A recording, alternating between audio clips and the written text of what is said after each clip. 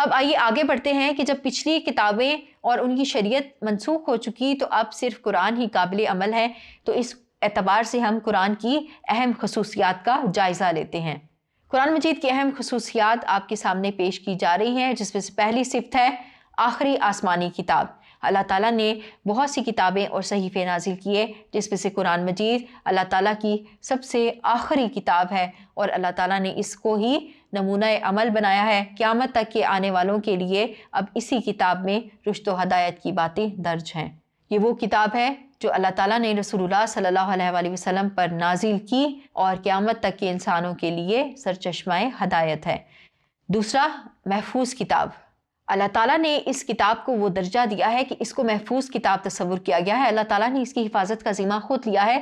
دیگر کتابیں جو گزری، جو نازل کی گئیں، ان میں لوگوں نے تحریف و تبدیل کر دی، ان کو ان کی اصل حالت میں نہیں رہنے دیا، احکامات کو بدل دیا۔ لیکن یہ وہ کتاب ہے کہ 1400 سال گزرنے کے بعد بھی اس میں ایک اعراب کی بھی غلطی یا رد و بدل یا کسی حکم میں کوئی تبدیلی نہیں کی گئی، کیونکہ اللہ تعالیٰ نے اسی حفاظت کا ذمہ لیا ہے۔ اللہ تعالیٰ نے خود قرآن مجید میں فرمایا اِنَّا نَحْنُ نَزَّلْنَا الذِّكْرَ وَإِنَّا لَهُ لَحَافِظُونَ، رہا یہ ذکر تو اس کو ہم نے نازل کیا ہے اور ہم خود اس کے نگہبان ہیں۔ اور یہ اسی بات کا ثبوت ہے کہ آج اتنا عرصہ گزرنے کے بعد بھی قرآن مجید اپنی اصل حالت میں موجود ہے، لیکن دیگر تمام کتابوں میں تحریف واقع ہو چکی ہے۔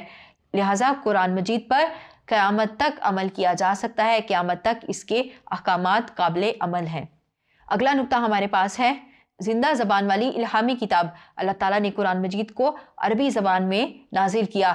آج بھی 20 سے زائد ممالک میں عربی زبان بولی جاتی ہے۔ یہ بہت زیادہ فصیح و بلیغ اور بہت ادب والی زبان ہے۔ اس کے ذریعے اللہ تعالیٰ نے قرآن مجید کو سمجھنا اور حفظ کرنا آسان کر دیا ہے۔ دیگر کتابیں جن زبانوں میں نازل ہوئیں وہ تمام زبانیں اب معدوم ہو چکی ہیں، ان کے آثار بھی نہیں ملتے، لیکن قرآن مجید کو اللہ تعالیٰ نے ایسی زبان میں نازل کیا جو کہ تمام بڑے ممالک میں بولی جاتی ہے۔ اگلا نقطہ ہمارے پاس ہے کہ قرآن مجید ایک عالمگیر کتاب ہے۔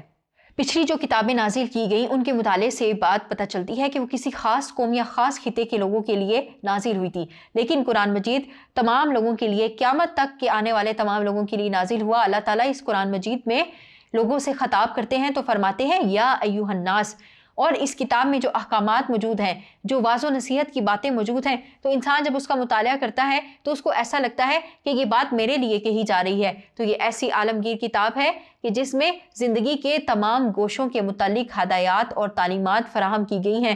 یہ صرف فقہ کی کتاب نہیں ہے، یہ صرف دین کی چند اللہ تعالیٰ کی ارشادات کی کتاب نہیں ہے، بلکہ یہ انسان کی زندگی کے لیے، اس کے لیے تمام زندگی میں ضابطۂ حیات کی حیثیت رکھتی ہے۔ لہٰذا بچوں، قرآن مجید ایک مکمل ضابطۂ حیات ہے۔ قرآن مجید میں آپ کی انفرادی، اجتماعی، سیاسی، دینی، مذہبی، اجتماعی اور معاشی زندگی کے تمام پہلوؤں کے متعلق ہدایات موجود ہیں۔ اس اعتبار سے ہم کہہ سکتے ہیں کہ قرآن مجید ایک عالمگیر کتاب ہے اور یہ رتبہ کسی اور کتاب کو حاصل نہیں ہے۔ اگلا نقطہ ہے ہمارے پاس جامع کتاب۔ قرآن مجید ایک جامع کتاب ہے۔ یہ صرف دعا کی کتاب نہیں ہے، یہ صرف مناجات کی کتاب نہیں ہے، یہ صرف ہدایات کی کتاب نہیں ہے، بلکہ اس میں ان تمام باتوں کو جمع کر دیا گیا ہے۔ اس میں اللہ تعالیٰ کی وحدانیت کا ذکر ہے، رسولوں کے قصص کو بیان کیا گیا ہے، اس کے علاوہ اس میں دعائیں بھی لوگوں کو سکھائی گئی ہیں۔ لہٰذا قرآن مجید ایک جامع کتاب ہے جو لوگوں کو ان کی زندگی کے تمام مرحلوں پر ہدایات فراہم کرتا ہے۔ انسان کو اس کتاب کے سوا پھر کسی دوسری کتاب کی طرف رجوع کرنے کی ضرورت پیش نہیں آتی۔ جیسا کہ ہم نے دیکھا کہ جو پچھلی کچھ کتابیں نازل ہوئیں تو ان میں کسی میں صرف اخلاقی تعلیمات تھی، کسی میں صرف عقائد کا بیان تھا، کسی میں صرف ہدایت کی باتیں تھیں، لیکن قرآن مجید وہ کتاب ہے جس میں تمام باتوں کو جمع کر کے اس کو ایک جامع کتاب بنا دیا گیا۔ اگلا نقطہ ہے ہمارے پاس عقل و تہذیب کی تائید کرنے والی کتاب۔ قرآن مجید وہ واحد کتاب ہے کہ جس میں ادب، اخلاقیات کی تعلیم دی گئی ہے، اس کی کوئی بات خلاف عقل نہیں ہے۔ جیسا کہ پچھلی کچھ کتابوں میں لوگوں نے ناشائستہ باتوں کو درج کر دیا ہے، اس میں اس کا اضافہ کر دیا ہے، جو کہ پڑھنے سے ہی معلوم ہو جاتا ہے کہ یہ من جانب اللہ نہیں ہو سکتا، لیکن قرآن مجید میں ایسی بہت سی باتیں موجود ہیں کہ جس کو دیکھ کر یہ اندازہ ہوتا ہے کہ اس پر دلیل واقع ہو سکتی ہے۔ یہ انسان کے بارے میں بات کی جا رہی ہے اور یہ خلاف عقل یا خلاف شرع بات نہیں ہے۔ قرآن مجید میں تحریف و تبدیل کی بھی گنجائش نہیں ہے۔ اگر کوئی کرنے کی کوشش بھی کرے تو اس کو پکڑا جا سکتا ہے، اس کو نوٹ کیا جا سکتا ہے کہ یہ اللہ تعالیٰ کی طرف سے نازل کردہ نہیں ہے۔ تو قرآن مجید میں ادب آداب کا لحاظ رکھا گیا ہے اور یہ عقل و تہذیب کے مطابق نازل کردہ کتاب ہے۔ اگلا نقطہ ہے ہمارے پاس کتاب اعجاز۔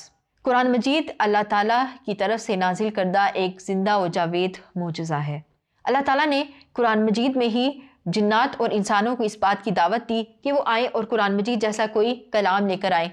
پہلے پورے قرآن کے بارے میں کہا گیا کہ اس جیسی ایک کتاب لے آؤ، پھر 10 صورتوں پر آ گئے، پھر 10 صورتوں کے بارے میں چیلنج کیا گیا اور کوئی اس پر بھی قادر نہیں ہو سکا، تو اللہ تعالیٰ نے فرمایا کہ اس جیسی ایک مختصر صورت ہی لے آؤ، تو کوئی اس جیسی ایک آیت بھی نہ بنا کر لے کے آ سکا۔